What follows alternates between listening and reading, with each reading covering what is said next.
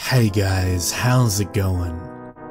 This is Natnator, and welcome to a new Creepypasta reading. I love the way this story was written. It really flowed quite well, and the subject matter is something of which the majority of us here can probably barely comprehend. It's titled, Ordinary Nights. Now as always, turn out the lights, get comfortable, and let the story begin.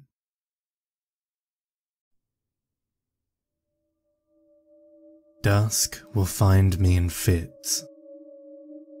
A pinching feeling of dread washes over me as my eyes sweep across this room.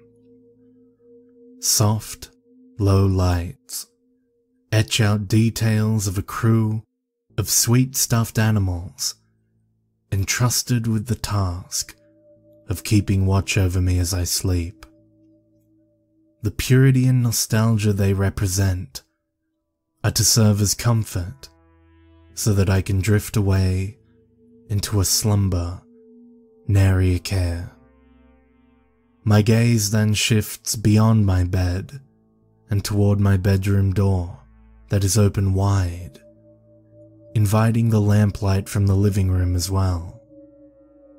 I have done all that I know how to incorporate as much soothing light to illuminate the very dark corners that could harbor secrets in this heavy, black night air.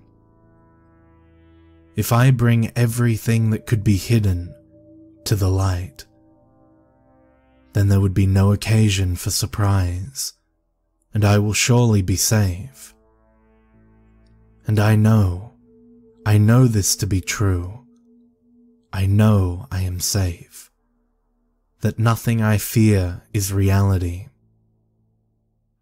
There isn't such hogwash as the boogeyman, and truly, young adults should no longer fear such ridiculous fables. The things that go bump in the night are nothing more than a collection of what children fear the most. I am not a child. By that logic, I am showing myself to be, oh, so very pathetic. I pay rent here. I own this room. I didn't invite anyone else to stay the night. Therefore, I know that I am alone. I am safe. I am safe, and now I choose to close my eyes and go to sleep. When I wake up, I shall roll out of bed and carry a brand new day, whilst feeling the sting of quiet humiliation as sunlight replaces the need for night lights and outshines the wimpy light that these 60-watt bulbs give off, just as last night and the night before. But I'm doing all of this to keep her away from me always, and I have done all I can do. So by the time I'm done saying goodnight to each member of my plush army, I will be sound asleep. My eyelids flutter open, and my chest dips as if it had caved in. I cannot inhale as easily as I could upon achieving my slumber. My mind fumbles groggily, spinning out of urgency, out of panic. Get up, I try to whisper. I hope to ruse myself into action, calming myself and settling into a new position, for I am sure that I am simply recovering from a nightmare. But my body continues to lie still, and my voice lurks trapped still within my throat. Get up, I attempt to plea, I cannot turn my head. My shoulders are pinned heavily to this mattress. I am wide awake. My heart quickens itself, readying to flee in search of safety. I can see my bedroom door, still open. The door has not moved at all, and has not been touched. I know the effort to be futile, so I attempt to shut my eyes and wait for this nightmare to pass. Because that's what is happening. It's just my mind playing tricks, and nothing more than that. I shut my eyes in search of calm and rest, but alas, they cannot be found. I cannot breathe. My heart is rallying against its confinement in this rib cage. I am certain that my chest may explode from all the pressure. I can feel the weight bear down further and further still, mocking me. She rests gleefully in her folklore, but I am very familiar with her presence. The hag comes to visit at the worst of times. An unwelcome acquaintance, sharing my bed and stealing precious moments where I could be sleeping if I weren't fighting for control of my mind, while silently begging for freedom to move about on my own free will. I desperately attempt to move to the right side of my hip, or force my right shoulder to raise as the weight intensifies. I blink as hot tears of agony stream steadily down the corners of my eyes. Shadows dance in the corners, a taunting marionette, where the light cannot tread. I hear steady breathing against my own shallow gasps. I become dizzy, and the room begins to twirl. Did my sheets just hiss?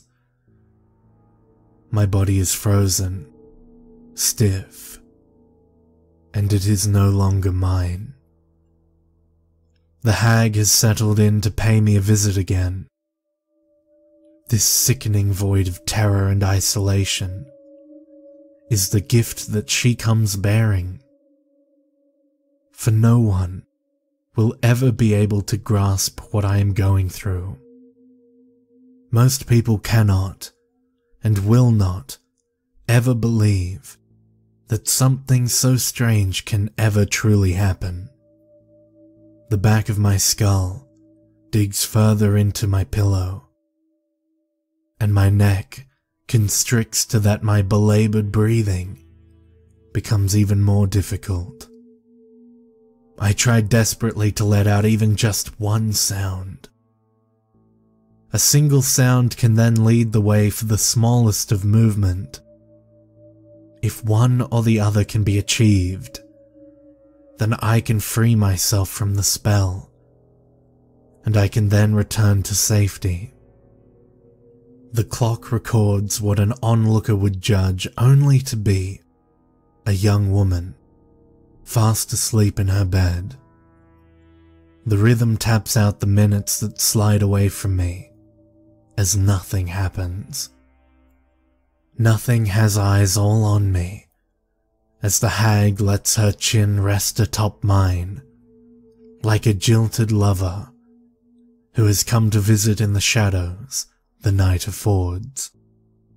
We share the same breath, nose touching mine, eyes preying upon my deepest thoughts and ripping my soul to shreds.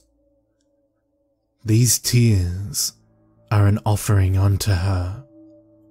Soon, if I am lucky, the salty liquid will dampen my hair and loose the bond that my head has entered packed with my bed sheets. upholding an agreement that the rest of me did not ever recall striking.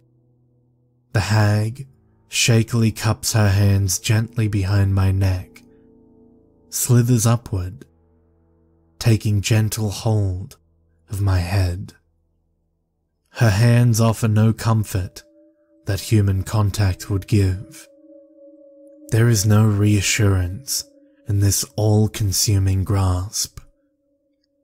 These familiar eyes, gazing into my own, are a most hideous sight. As a child of nothing cannot contain a soul, all warmth is gone as I peer into those blackened and vacant orbs, the birthplace of my nightmares.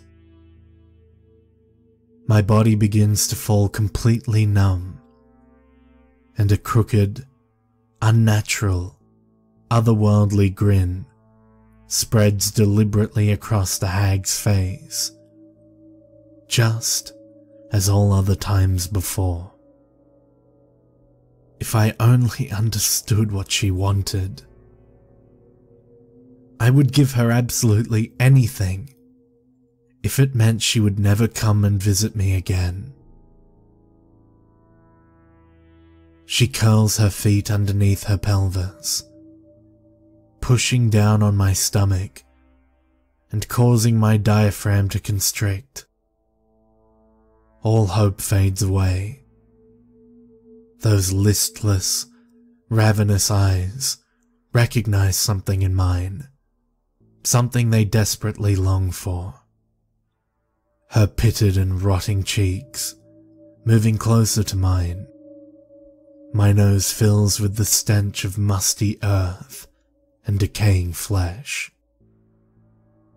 Head tilting and neck cracking in twisting and jerking motions, lacking the fluidity of those of the land of the living. She attempts, my deepest horrors realized right then, to hold on to me in search of what she so greedily seeks. One simple kiss, solidifying my exit from this life, and sinking instead to the oddly tempting promise of nothing. One simple night in which nothing can belong with someone. Frenetically, I keep demanding, over and over, of my right shoulder to buck her off my torso, push her away, break her captivating embrace, her hypnotizing, awful intent. Such inhuman strength, an eerily tantalizing thought of just giving up and agreeing to stay, because why keep fighting, could suggest that I will never be free, so long as this oppressive darkness ensues.